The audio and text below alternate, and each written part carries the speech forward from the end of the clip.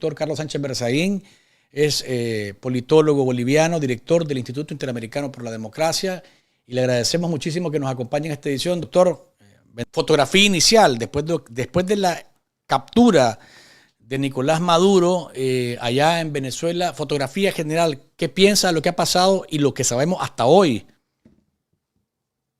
Es un momento extraordinario para derrotar al crimen organizado que ha tomado durante este siglo el poder político en la región.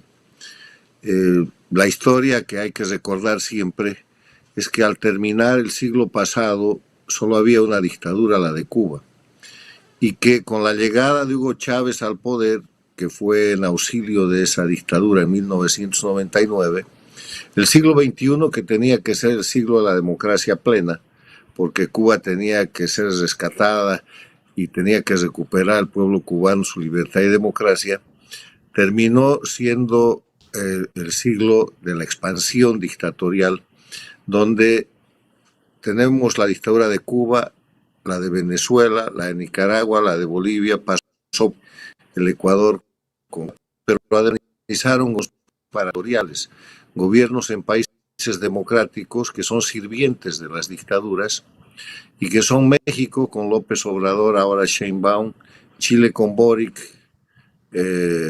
Petro en Colombia, Castro en Honduras y Lula en el Brasil.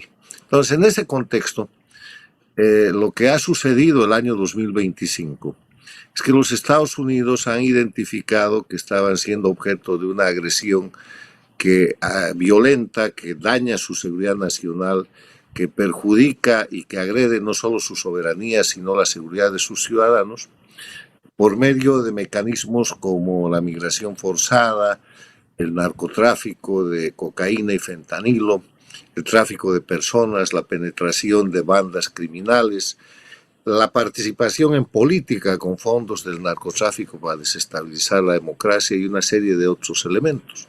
Lo que se llama la guerra híbrida, doctor. Y en esa dinámica ha decidido establecer una política para neutralizar esas amenazas. Ha puesto en marcha lo que se llama la Operación Lanza del Sur, ha ubicado fuerzas contra el narcoterrorismo en el Caribe y en el Pacífico, ha dado varias señales combinatorias y ultimátums al jefe del cartel de los soles, Nicolás Maduro, que era el detentador del poder en Venezuela, el dictador que le había usurpado al pueblo venezolano el resultado de las elecciones del 28 de julio del año 2025, y mostró una amenaza creíble. No, las elecciones fueron el 2024. 2024, perdón, que dijo 2025, perdón.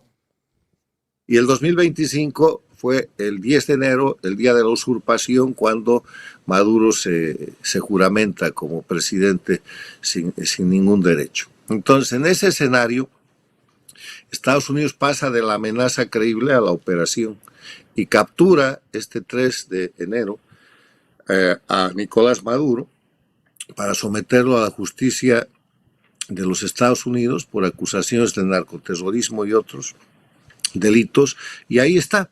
Entonces eso genera una situación de gravísima crisis en el sistema dictatorial, no solo de Venezuela, sino de todo el socialismo del siglo XXI, porque Cuba sabe que cayendo Venezuela ellos no duran demasiado. Nicaragua está en la misma situación, entonces vemos a todos los países paradictatoriales, a Lula de Brasil, a Petro de Colombia, a Sheinbaum de México, a Boric de Chile, empezar a dar alaridos tratando de defender al narcodictador capturado y tratando de estar afectado la dictadura, tratando de sostener la dictadura de Venezuela con falacias que manipulan el concepto de soberanía y que manipulan el concepto de voluntad del pueblo, cuando en verdad Venezuela es un país al que la narcodictadura le ha robado y le usurpa su libertad, su democracia y su soberanía. Entonces, en ese contexto, lo que estamos viendo es un gran momento que marca, primero, que la democracia ya no es indefensa en las Américas. Antes el uso de las armas, la fuerza, la violencia, estaba solo en manos de los bandidos, en manos de los criminales. Ahora hay uso legítimo de la fuerza, que es lo que ha hecho Estados Unidos. En segundo lugar, no hay impunidad. El jefe del cartel de los soles, dictador y usurpador del poder en Venezuela, está sometido, está preso en la justicia de los Estados Unidos. Tercero, se está deteriorando ese sistema, se está cayendo al punto que se están buscando, ellos, los de la dictadura, están buscando mecanismos que llaman transición, sometiéndose a la voluntad de Estados Unidos en temas económicos, en temas políticos y de otro tipo, que han sido hoy día claramente presentados por el secretario de Estado de los Estados Unidos, el señor Rubio, para tratar de dilatar el mayor tiempo que puedan su permanencia o una retirada más o menos ordenada en el poder. Doctor, ¿qué tanto conviene eso? Eso de la transición, dándole espacio a los que están de la dictadura, detentando el poder todavía porque se fue Maduro, pero la dictadura ahí está. ¿Qué tanto conviene esto según su visión? Mire, en política y en todo en la vida hay que hacer una ecuación entre lo deseable y lo posible, ¿no? Lo deseable es lo que hemos venido siempre sosteniendo, que estos procesos de transición son procesos que sirven a las dictaduras para permanecer más tiempo en el poder, para generar impunidad, entregan el gobierno pero no el poder, sale el dictador pero no la dictadura y permanecen con su sistema. Y un ejemplo de los extraordinarios que hay es Nicaragua, 1990. Cuando la señora Chamorro gana la elección, los sandinistas Ortega no quieren entregarle el poder. El mundo de las Américas, el presidente de los Estados Unidos, el de Venezuela, que en ese momento era Carlos Andrés Pérez, y las democracias intervienen y terminan concediéndole al sandinismo, a Ortega, privilegios criminales, que son... Y gobernar desde abajo, doctor. Primero, no, pero le permiten impunidad, se queda con la famosa piñata, todo lo que habían robado. Se queda con el mando de las Fuerzas Armadas, que nunca fueron Fuerzas Armadas de Nicaragua, sino del sandinismo. Y tercero, mantiene el aparato criminal a título de sandinismo como partido político. O sea, es todo lo que no hay que hacer. Y hay que, a partir de esa experiencia y de la Bolivia de 2019, para derrotar definitivamente al crimen organizado que ha hecho dictaduras para usurpar la voluntad popular y la soberanía en Cuba, en Venezuela, en Nicaragua, en Bolivia. Entonces, ¿cómo se hace eso? Lo óptimo, lo deseable, es que se lleve adelante un proceso de restauración, de restitución de la democracia, porque los procesos de transición sirven para que los criminales permanezcan de una u otra manera en determinadas partes del poder y sobre todo para que sostengan su sistema, porque la restitución de la democracia tiene que ver primero con el cambio de todas las leyes de la dictadura, que son leyes que en vez de proteger los derechos humanos los violan. Ahora, en el contexto de Venezuela, esto es lo deseable, pero hay falencias. La oposición de Venezuela, que el 10 de enero del año pasado debió volverse gobierno, nunca se volvió gobierno. Y después de eso no es ni oposición ni gobierno y está desaparecida del escenario actual en el que debería estar influyendo, trabajando con los Estados Unidos para que haya una agenda en la cual haya una participación de esa gente que ganó la elección del 28 de julio del año 2024 y que obviamente tiene una representación. ¿Cómo podía lograr esa oposición encabezada por Edmundo González y María Corina Machado dar pasos hacia adelante, juramentarse en medio de las circunstancias que se vivían en aquel momento, con Maduro cerrando el espacio aéreo venezolano y todo lo que pasó en aquella coyuntura? Hemos hablado tanto y hemos escrito tanto de eso.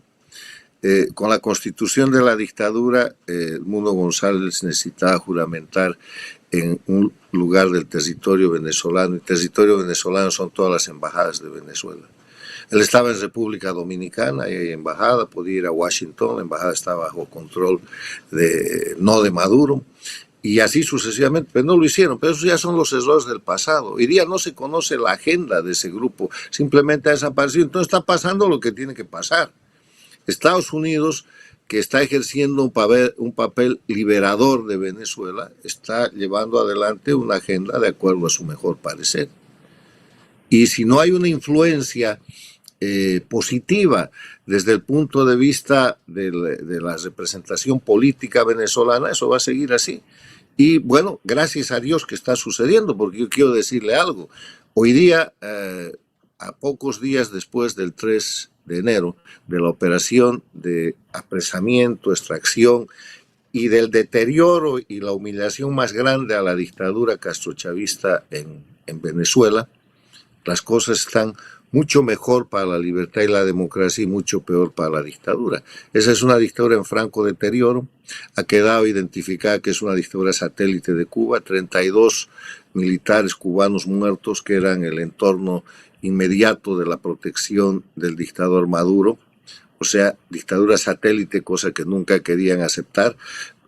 Venezuela es un país intervenido por Cuba, pero no solamente por Cuba, sino por China, por Rusia, por Irán. Y eso es lo que tiene que cambiar. Entonces Estados Unidos cree en su política que puede cambiar eso utilizando los propios mecanismos del sistema dictatorial en destrucción, con la vicedictadora que se ha hecho cargo del poder bajo la presión de los Estados Unidos para que se termine de desarmar todo esto sin necesidad de más violencia. Ese es el planteamiento. Bueno, eso es mucho mejor que lo que estaba pasando antes de la madrugada del 3 de enero, ¿no? Doctor, ¿qué podría ocurrir a lo interno del régimen que está bajo la dirección ahora de Delcy Rodríguez, tomando en cuenta que hay facciones, ¿no? Esto no es un cuerpo uniforme, sino que hay facciones, Diosdado, Padrino, los mismos Rodríguez, que podrían entrar en una pugna, y hay quienes piensan incluso que Estados Unidos apuesta a eso, a que se debiliten entre ellos y que la cosa camine más rápido a partir de ello. Eso ya está sucediendo y la pugna es por quién habla con Estados Unidos y quién consigue algún tipo de protección o algún tipo de salida, porque no están haciendo esto para que la dictadura se quede, están haciendo para que la dictadura salga. Yo le quiero recordar que hasta los últimos días del año pasado, Estados Unidos, el presidente Trump en persona, le ofreció a Maduro que salga del país. Las negociaciones fueron públicas, incluso hablaron por teléfono. Había la opción de que se le ofrecieron Qatar, le ofrecieron Turquía, le ofrecieron países donde el dictador pudo haberse retirado y hubiera tenido un margen de impunidad y además un margen de libertad. No lo hizo, no tomó en cuenta aquello y pasamos de la amenaza creíble a la operación real. Y hoy día Maduro es un reo junto con su esposa. Entonces, toda la gente que está en Venezuela sabe que eso le puede pasar. Delcy Rodríguez, su hermano que es el presidente del Congreso, Diosdado Cabello, Padrino López, todo el mundo. Entonces, tiene que haber un desespero de esta gente para tratar de hacer arreglos con Estados Unidos, y la prueba de eso es que hay una determinación de Estados Unidos de que le vendan todo el petróleo de producción venezolana a Estados Unidos, 50 millones de barriles, una cantidad de ese tipo, y que no le vendan nada a China, a Rusia, a Irán, ni a nadie más. Y están cumpliendo. Dice que están empezando a hacerlo. Además de eso, Estados Unidos está usando la fuerza para capturar los buques que usted estaba señalando y evitar el contrabando del petróleo venezolano, que ya no está siendo desde hace varias semanas enviado a Cuba. Entonces, toda esta operación, que puede parecer, puede merecer opiniones de diverso tipo, es una gran operación a favor de la libertad y la democracia de los pueblos. La dictadura de Cuba está arrinconada y puesta en evidencia. La dictadura de Venezuela se está cayendo. Y el dictador de Nicaragua tiene las barbas en remojo. Y en Bolivia sigue el sistema dictatorial, pero hay un presidente que está tratando de modificar aquello y que ya apoya y está en la línea de la nueva política continental, de la nueva política hemisférica, que es contra las dictaduras y contra el crimen organizado en la política. No es el mecanismo que se hubiera deseado, con la participación de la oposición, con que González Urrutia jure y nombres vicepresidenta María Corina Machado, y eso además no está pasando porque estos señores simplemente no existen, no se los ve en el escenario. ¿Qué deberían de estar haciendo ellos, doctor? Aparte de dar una entrevista a María Corina y decir que va a volver pronto a Venezuela, a Edmundo González sacar un video, ¿qué es lo que debería estar haciendo la oposición liderada por ellos, que fue por quien votó la gente en Venezuela? Bueno, tenían que haberse vuelto gobierno hace un año, pero como no se volvieron gobierno, está en una situación híbrida en la que no son ni oposición ni gobierno, porque oposición que dice que han perdido prácticamente toda iniciativa desde el último acto de expresión que hizo María Corina Machado el 9 de enero del año pasado. Después de eso no se conocen otras iniciativas. Bueno, más fue que a Oslo a tomar el premio Nobel, pero el premio Nobel ha generado incluso alguna nebulosa en relación a si Trump la quiere, si no la quiere, si le cae bien, si no le cae bien. No importa, la política no es un tema de afectos o desafectos. La política es un tema en el que se conjugan poder, intereses, realidad objetiva y propósitos, metas. Entonces, los cariños, los afectos y los desafectos se agregan después de eso. Yo no creo, por ejemplo, que en el tema de la invasión de Rusia a Ucrania haya ningún rasgo de cariño entre el presidente de Ucrania y Putin, el agresor ruso. Pero algún rato tienen que hablar, tienen que sentarse, están siendo aproximados a una negociación. Así funciona la política.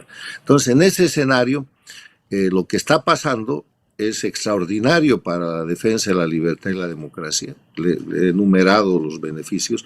La dictadura de Venezuela se está cayendo, está arrodillada a los Estados Unidos, está constreñida por los Estados Unidos y va a empezar a cumplir las órdenes de Estados Unidos, que ese es el plan de los Estados Unidos. Y si no cumple las órdenes, Trump ha señalado al presidente Trump que puede volver a tomar medidas y que a la señora que ahora es la dictadora interina le puede ir peor que a Maduro.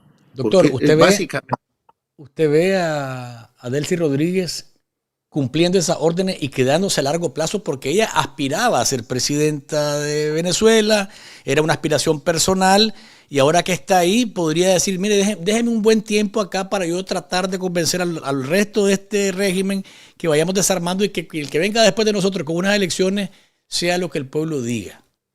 Estados Unidos sabe que esto tiene que ser rápido.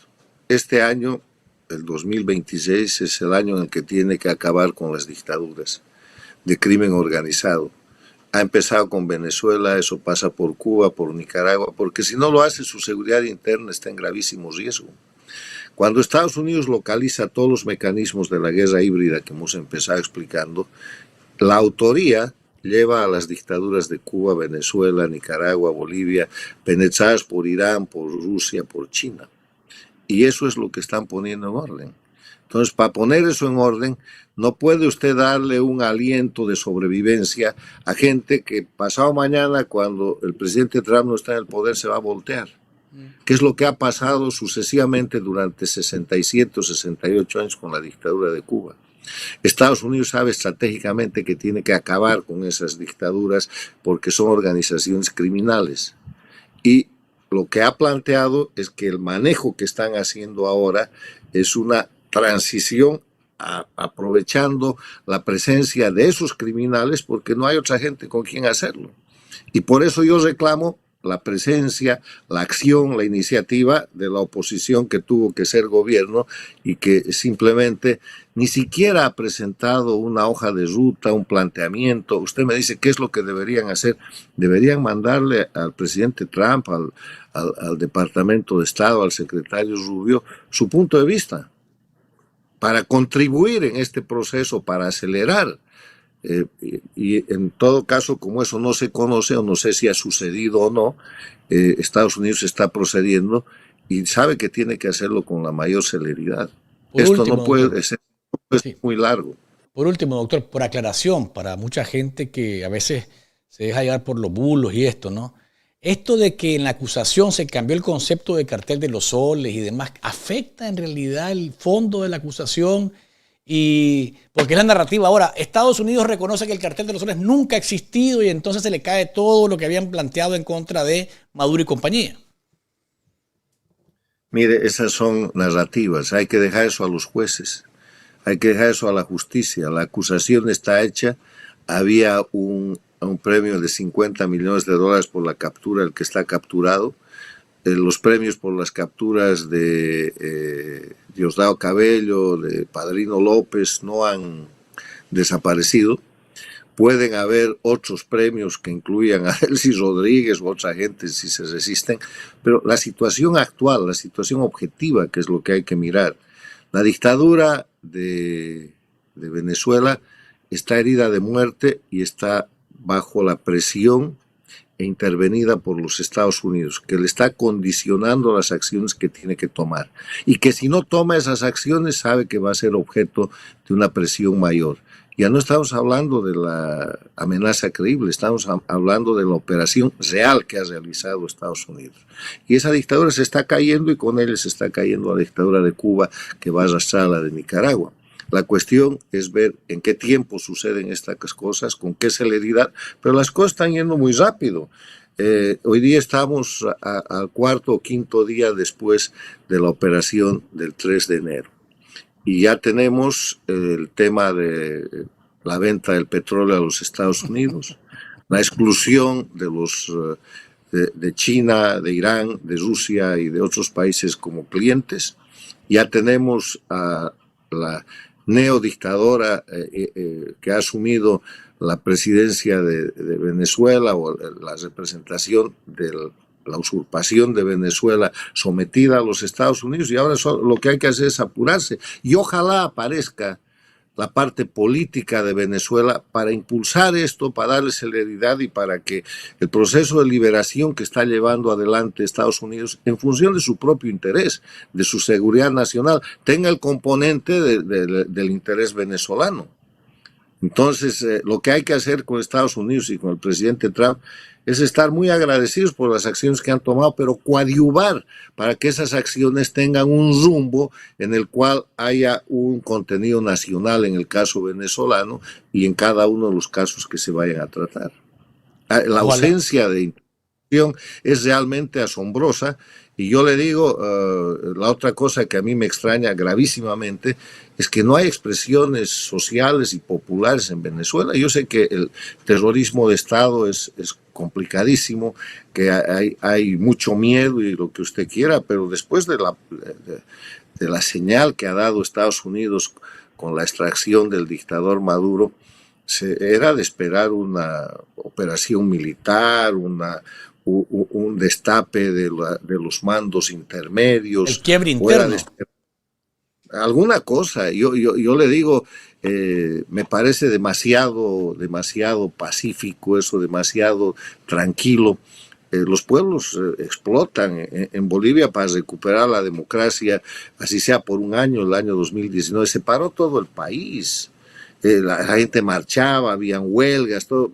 Para la última elección han habido muchos más presos políticos y ha habido represión y todo, seguramente no comparable con la de Venezuela. El pueblo cubano, acaba de salir un informe, el año pasado ha tenido más de 1,200 protestas en medio de ese régimen que mete a todo el mundo a la cárcel y que los condena por no hacer nada a 8, 10, 12 años de cárcel. De hecho, doctor, a mí me extraña que en medio de las condiciones y todo lo que se está negociando entre la administración Trump y Delcy Rodríguez no esté el tema de los presos políticos. Debería estar fuera los presos políticos ya en Venezuela.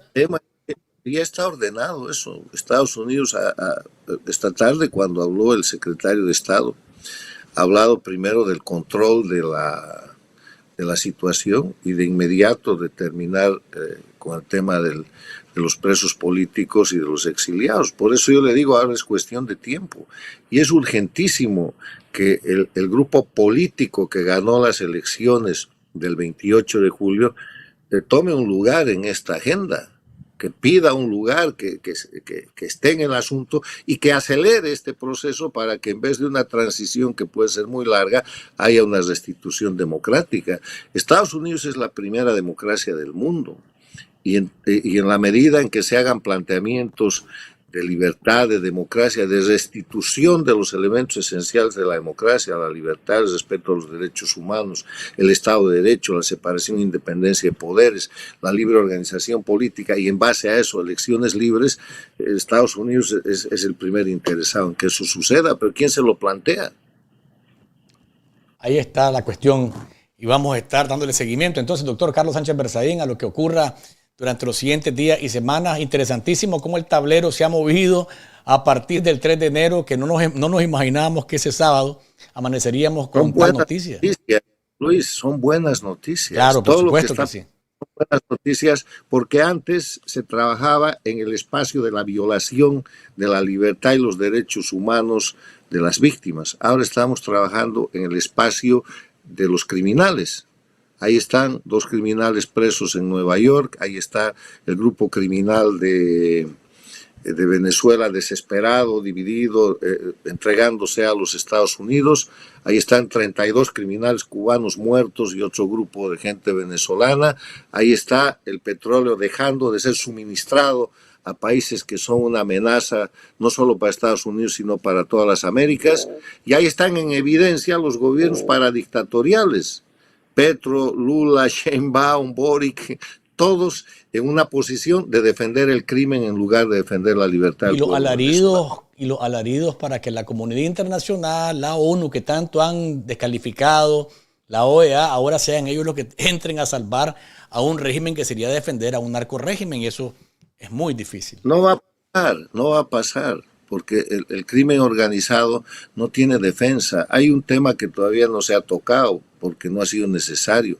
pero todos los principios por los cuales el crimen organizado no se puede proteger en soberanía, en extraterritorialidad, ni en ningún principio del derecho internacional, está en la Convención de Palermo contra la delincuencia organizada transnacional.